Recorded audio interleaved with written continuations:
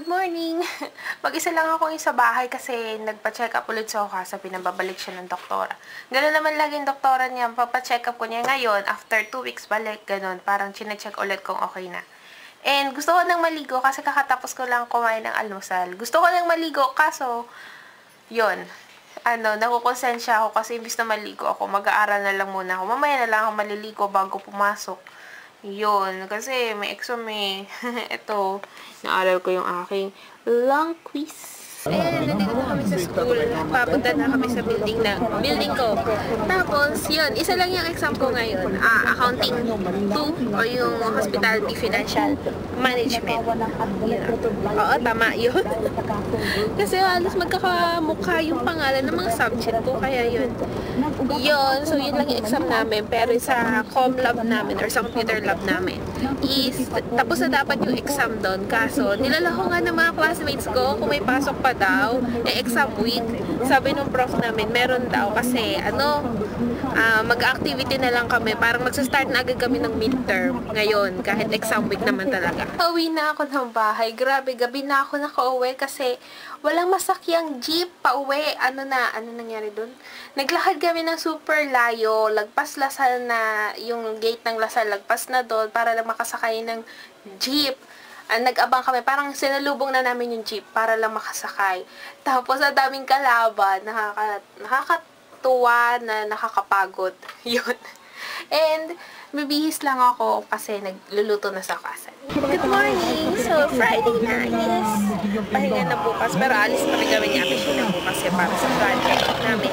Project ko, sasamahan ako niya Akishina. So, yun. Medyo inaantok na ako kasi ngayon, aga ng klase ko. Pero okay lang kasi after ng klase kong to, pwede ako muna magpahinga kasi may break.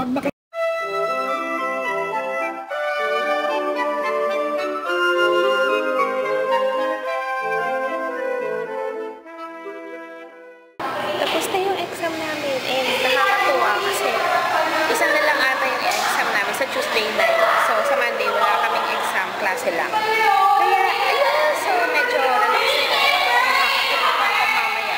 Ingay naman klase exam. Nakauwi na ako. Medyo maaga kami pinauwi ngayon kasi wala kaming exam kanina sa tourism. Kasi tapos na last year pa. So, ang ginawa is parang about lang sa tour namin sa Palawan. Yun yung pinag-usapan. So, yun. And, wala akong makeup, no. Naninibago ako. Parang iba yung itsura ko. Yun, so magbibihis lang ako. Kasi Okasa, nagluluto na, naaamoy ko na yung ulam namin. Mamaya, ayan, luto na yung dinner namin. So, ito na siya. Kaya sabi ko kanina na aamoy ko yung dinner namin is ito. Danggit. Tapos, itong cauliflower na nilagyan ng konting-konti lang na curry powder ni Otosan, pati asin. So, yan. Kain tayo. So, nandito ako na ngayon muna sa kwarto ng computer. Computer room ni Otosan. Yan. Yun. Kasi may bisita sa Okasan sa Salas, kaya hindi muna ako doon. Nandiyan yung ninang ko. So, yun lang. So, bye-bye. Good night. Sorry kung wala masyadong nangyari sa 2 araw na vlog na to. Kasi, ano yun?